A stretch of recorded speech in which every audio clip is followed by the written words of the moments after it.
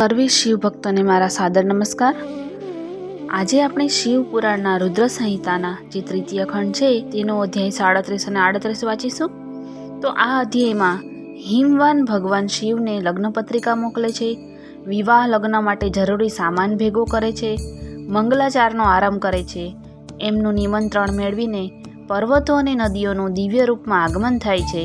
નગરની સજાવટ અને વિશ્વકર્મા દ્વારા દિવ્ય મંડપ અને દેવતાઓના નિવાસને પણ દિવ્ય લોકોનું નિર્માણ કરે છે તેના વિશે દર્શાવવામાં આવ્યું છે। ચાલુ કરશું અધ્યાય 37 અને 38। ઓમ ગમ ગણપતય નમઃ। ઓમ નમઃ શિવાય।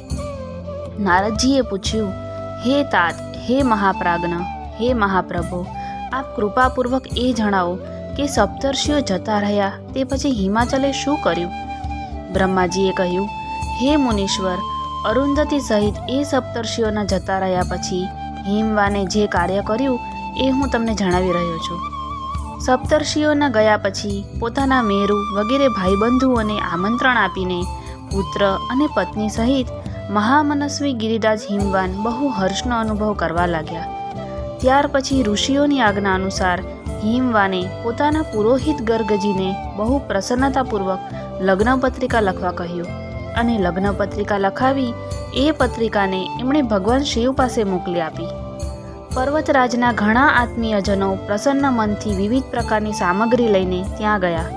કૈલાસ પર ભગવાન શિવની સમીપ પહોંચીને એ લોકોએ ભગવાન શિવના લલાટે તિલક કર્યું અને પેલી લગ્ન પત્રિકા એમના હાથમાં આપી।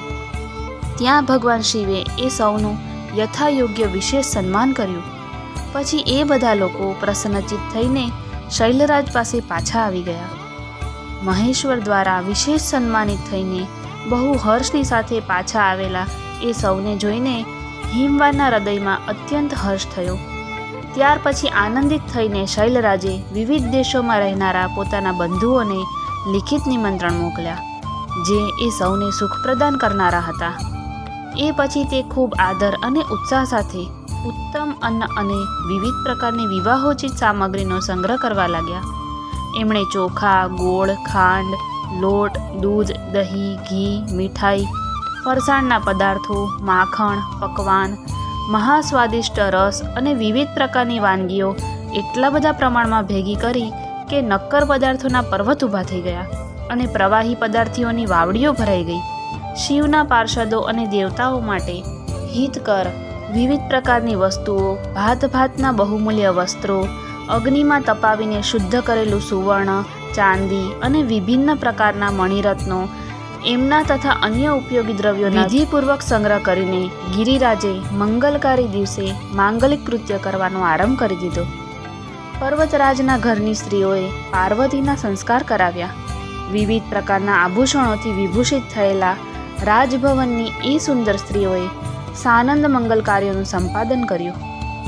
નગરના બ્રાહ્મણોની સ્ત્રીઓએ સ્વયં બહુ હર્ષપૂર્વક લોકાચારનું અનુષ્ઠાન કર્યું। એમાં મંગલપૂર્વક જાત જાતના ઉત્સવો માંડ્યા। હર્ષથી સભર હૃદયથી ઉત્તમ મંગલાચારનું સંપાદન કરીને હિમાલય પણ સર્વતોભાવેન બધી જ રીતે ખૂબ પ્રસન્ન થયા અને પોતે નિમંત્રિત બંધુજનોના આગમનની ઉત્સુકતાપૂર્વક પ્રતીક્ષા કરવા લાગ્યા। એ દરમિયાનમાં એમના નિમંત્રિત બંધુ બાંધવ આવવા લાગ્યા। દેવતાઓના નિવાસસ્થાન તરીકે વિખ્યાત ગિરિરાજ સુમેરુ દિવ્ય રૂપ ધારણ કરીને વિવિધ પ્રકારના મણિ અને મહારત્નોને લઈને સ્ત્રી, પુત્ર, પરિવાર સહિત હિમાચલને ઘેર આવ્યા। મંદરાચલ, અસ્તાચલ, ઉદયાચલ, મલય, દરદુર, નિષદ, ગંધમાદન, કરવીર, મહેન્દ્ર, પારિપાત્ર, ક્રૌંચ, પુરુષોત્તમ શૈલ, નીલ, ત્રિકૂટ, ચિત્રકૂટ, વેંકટ, શ્રીશૈલ, ગોકામુખ, નારદ, વિંધ્ય, કાલંજર, કૈલાસ તથા અન્ય પર્વત દિવ્યરૂપ ધારણ કરીને પોતાના સ્ત્રી, પુત્ર, પરિવાર સાથે ઘણી બધી ભેટ સામગ્રી લઈને ત્યાં ઉપસ્થિત થઈ ગયા। બીજા દ્વીપોમાં તથા અહીં પણ જે પર્વત છે એ બધા હિમાલયને ઘેર પધાર્યા। શિવા અને શિવનો વિવાહ છે એ જાણીને સૌને મોટી પ્રસન્નતા છે અને પ્રસન્ન થઈને ત્યાં પદાર્પણ કર્યું। સોણભદ્ર વગેરે નદી અને સંપૂર્ણ નદીઓ દિવ્ય નર નારીઓના રૂપ ધારણ કરીને વિવિધ પ્રકારના અલંકારોથી અલંકૃત થઈને શિવ પાર્વતીનું લગ્ન જોવા માટે આવી ગયા। ગોદાવરી, યમુના, સરસ્વતી, વેણી, ગંગા, નર્મદા તથા અન્ય શ્રેષ્ઠ સરિતાઓ પણ ખૂબ જ પ્રસન્ન થઈને હિમવાનને ત્યાં આવ્યા. એ સર્વના આગમનથી હિમાલયની દિવ્યપુરી બધી જ બાજુથી સભર ભરાઈ ગઈ, સર્વ પ્રકારની શોભાથી સંપન્ન થઈ ગઈ. ત્યાં મોટા મોટા ઉત્સવો થઈ રહ્યા હતા, ધ્વજા પતાકા ફરકી રહ્યા હતા, તોરણોથી શોભા અધિક જણાતી હતી. ચારેય બાજુ ચંદરવા તણાવ્યા હતા, તેથી સૂર્યના દર્શન પણ ન થતા હતા. ભાત ભાતની નીલ અને પીત વગેરે પ્રભાથી એ પૂરી શોભતી હતી. હિમાલયે પણ ખૂબ જ પ્રસન્નતાથી પોતાને ત્યાં પધારેલા સર્વ સ્ત્રી પુરુષોનો યથાયોગ્ય આદર સત્કાર કર્યો અને સૌને અલગ અલગ રહેઠાણ પણ આપ્યા. અનેકાનેક ઉપયુક્ત સામગ્રી આપીને સર્વને પૂર્ણ સંતુષ્ટ કર્યા. હે મુનિશ્રેષ્ઠ, ત્યાર પછી શૈલરાજ હિમવાને પ્રસન્ન થઈને મહાન ઉત્સવથી પરિપૂર્ણ નગરને વિચિત્ર રીતે શણગારવાનો આરંભ કર્યો. સડકો ચોખ્ખા ચંદન જેવી બની ગઈ. સાફ સફાઈ કરાવીને માર્ગો પર છંટકાવ કર્યો. બહુમૂલ્ય સાધનોથી સુસજ્જિત અને શોભિત કરી દીધા. પ્રત્યેક ઘરના દરવાજા પર કેળ વગેરે માંગલિક વૃક્ષો રોપાવ્યા અને એમને માંગલિક દ્રવ્યોથી સંયુક્ત કર્યા. આંગણામાં કદલી સ્તંભો સજાવ્યા.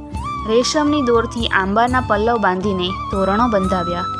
એ તોરણ ચારે બાજુ બંધાવી દીધા. માલતીના ફૂલોની માળાઓએ આંગણાની ચારે બાજુ લટકાવી દીધી. અત્યંત સુંદર તોરણોથી એ ભાગ અત્યંત પ્રકાશમાન જણાતો હતો. ચારેય દિશાઓમાં મંગલસૂચક શુભ દ્રવ્યો રખાયા હતા, જેથી પ્રાંગણની શોભા વધતી હતી. આ રીતે અત્યંત પ્રસન્નતાથી ભરેલા ગિરિરાજ હિમવાન મહાન પ્રભાવશાળી ગર્ગ મુનિને આગળ કરીને પોતાની પુત્રી માટે પ્રસ્તુત કરવા યોગ્ય બધા ઉત્તમ મંગલ કાર્યો સંપન્ન કર્યા. એમણે વિશ્વકર્માને બોલાવીને આદરપૂર્વક એક મંડપ બનાવ્યો, જેનો ખૂબ જ મોટો વિસ્તાર હતો. વેદી વગેરેને કારણે આ મંડપ ખૂબ જ મનોહર જણાતો હતો. હે દેવર્ષિ, એ મંડપ કેટલાય યોજન વિસ્તૃત હતો. અનેક શુભ લક્ષણોથી યુક્ત તથા વિવિધ પ્રકારના આશ્ચર્યોથી પરિપૂર્ણ હતો. ત્યાં સ્થાવર જંગમ બધી વસ્તુઓ કૃત્રિમ બની હતી, પરંતુ અસલી વસ્તુઓની જેમ પ્રતીત થતી હતી. એથી કરીને એ મંડપની મનોહરતા ઓર વધી ગઈ હતી. ત્યાં બધી બાજુએ એવી અદ્ભુત વસ્તુઓ હતી, તે જાણે કે મંડપનું સર્વસ્વ જણાતું હતું. વિવિધ પ્રકારની નિરાળી વસ્તુઓનો ચમત્કાર ત્યાં છવાઈ રહ્યો હતો. ત્યાં સ્થાવર વસ્તુઓથી જંગમ અને જંગમ વસ્તુઓથી સ્થાવર જાણે પરાજિત થઈ રહી હતી, અર્થાત એકબીજાથી ચઢિયાતી થઈને શોભાશાળી અને ચમત્કારપૂર્ણ જણાતી હતી. એ મંડપની સ્થળ ભૂમિ જળથી જાણે પરાજિત થઈ રહી હતી, અર્થાત ચતુરમાં ચતુર મનુષ્ય પણ એ જાણી શકતા ન હતા કે અહીંયા ક્યાં જળ છે અને ક્યાં સ્થળ છે. કોઈ સ્થળે કૃત્રિમ સિંહો બનાવેલા હતા અને કેટલીય જગ્યાએ સારસ પક્ષીની બેલડીઓની પંક્તિ જણાતી હતી. કેટલીય જગ્યાએ બનાવટી મોર હતા, જે પોતાની આગવી સુંદરતાથી મનને મોહી લેતા હતા. ક્યાંક તો કૃત્રિમ સ્ત્રીઓ હતી, જે પુરુષોની સાથે નૃત્ય કરતી હોય એમ જણાતું હતું. તે કૃત્રિમ હોવા છતાં પણ સર્વ લોકો તરફ જાણે જોતી હતી અને એમના મનને મોહમાં નાખી દેતી. એ જ વિધિથી દ્વારપાલો પણ બનાવેલા હતા, જે સ્થાવર હોવા છતાં પણ જંગમ જણાતા હતા. તે પોતાના હાથમાં જાણે ધનુષ્ય ઉઠાવીને ખેંચતા હોય એવું દેખાતું હતું. દ્વાર પર કૃત્રિમ મહાલક્ષ્મી ઊભા હતા, જેમની રચના અદ્ભુત હતી. તે સંપૂર્ણ શુભ લક્ષણોથી યુક્ત જણાતા હતા. એમને જોઈને એવું જણાતું હતું કે જાણે ક્ષીર સાગરથી સાક્ષાત લક્ષ્મી જ આવી ગયા છે. એ મંડપમાં ઠેકાણે ઠેકાણે સુસજ્જ કૃત્રિમ હાથી ઊભા કરેલા હતા, જે અસલી હાથી જ જણાતા હતા. ઘોડે સવારો સહિત ઘોડા જણાતા હતા અને હાથી સવારો સહિત હાથી બનાવાયા હતા. જ્યાં ત્યાં સારથી સહિત રથ બનેલા હતા, જે કૃત્રિમ ઘોડાઓથી ખેંચાતા હતા એવું જણાતું હતું. એમને જોઈને લોકો આશ્ચર્યમાં પડી જતા હતા. એ ઉપરાંત પણ બીજા કૃત્રિમ વાહનો પણ જાણે ત્યાં ઊભા હતા. પાયદળ સૈનિકોની કૃત્રિમ સેના પણ ત્યાં હાજર હતી. હે મુને, પ્રસન્ન ચિત્તવાળા વિશ્વકર્માએ દેવતાઓ અને મુનિઓને પણ મોહમાં નાખી દેવા ત્યાં આવી બધી અદ્ભુત રચનાઓ કરી હતી. મંડપના વિશાળ દ્વારો પર કૃત્રિમ નંદી ઊભા હતા, જે શુદ્ધ સ્ફટિક મણીની જેમ ઉજ્જવળ કાંતિથી સુશોભિત હતા. ભગવાન શિવના વાહનની જેવી આકૃતિ છે તેવી જ આકૃતિના નંદી પણ ત્યાં હતા. એ કૃત્રિમ નંદી ઉપર રત્ન વિભૂષિત મહાદિવ્ય પુષ્પક શોભી રહ્યું હતું, જે પલ્લવ તથા શ્વેત ચામરથી સજાવેલું હતું. એની ડાબી બાજુએ 2 કૃત્રિમ હાથી ઊભા હતા, જેમનો રંગ વિશુદ્ધ કેસર જેવો હતો. તે 4 દાંતવાળા બનાવેલા હતા અને 60 વર્ષના પાઠ, પ્રૌઢ, પક્વ જેવા જણાતા હતા. તે જાણે પરસ્પર પ્રેમ કરતા હોય એવા પ્રતીત થઈ રહ્યા હતા. એમનામાં એક મોટી ચમક હતી. આ જ રીતે સૂર્ય સમાન અત્યંત પ્રકાશમાન 2 દિવ્ય અશ્વ પણ વિશ્વકર્માએ બનાવ્યા હતા, જે ચામરથી અલંકૃત હતા અને દિવ્ય આભૂષણોથી વિભૂષિત હતા. શ્રેષ્ઠ રત્નમય આભૂષણોથી સંપન્ન કવચધારી લોકપાલ તથા સંપૂર્ણ દેવતાઓ પણ ત્યાં વિશ્વકર્મા દ્વારા રચાયેલા હતા, જે બરાબર એ જ લોકપાલો અને દેવતાઓ સાથે સરખે સરખા મળતા આવતા હતા. આ જ રીતે ભૃગુ વગેરે સમસ્ત તપોધન ઋષિ, અન્યોન્ય ઉપદેવતા અને સિદ્ધ પણ એમના દ્વારા ત્યાં નિર્મિત થયા હતા. ગરુડ વગેરે સમસ્ત પાર્ષદોથી યુક્ત ભગવાન વિષ્ણુની કૃત્રિમ મૂર્તિ પણ વિશ્વકર્માએ બનાવી હતી, જેનું સ્વરૂપ સાક્ષાત શ્રી હરિ સમાન જ આશ્ચર્યજનક હતું. હે નારદ, એ જ રીતે પુત્રો, વેદો અને સિદ્ધોથી ઘેરાયેલા મુજ બ્રહ્માની પ્રતિમા પણ ત્યાં બનાવેલી હતી, જે મુજ સમાન જ વૈદિક સૂક્તોના પાઠ કરી રહી હતી. ઐરાવત હાથી પર ચઢેલા દેવરાજ ઇન્દ્ર પણ ત્યાં દલ બલ સાથે ઊભા હતા. એ પણ કૃત્રિમ રીતે જ બનાવેલા હતા અને પરિપૂર્ણ ચંદ્રમાની જેમ પ્રકાશિત થઈ રહ્યા હતા. હે દેવર્ષિ, બહુ વર્ણન કરવાથી હવે શો લાભ છે? હિમાચલથી પ્રેરિત વિશ્વકર્માએ શીઘ્ર જ સંપૂર્ણ દેવ સમાજની કૃત્રિમ મૂર્તિઓનું નિર્માણ કરી દીધું. આ રીતે એમણે દિવ્ય મંડપની રચના કરી હતી. એ મંડપ અનેક આશ્ચર્યોથી યુક્ત મહાન દેવતાઓને પણ મોહી લે તેવો હતો.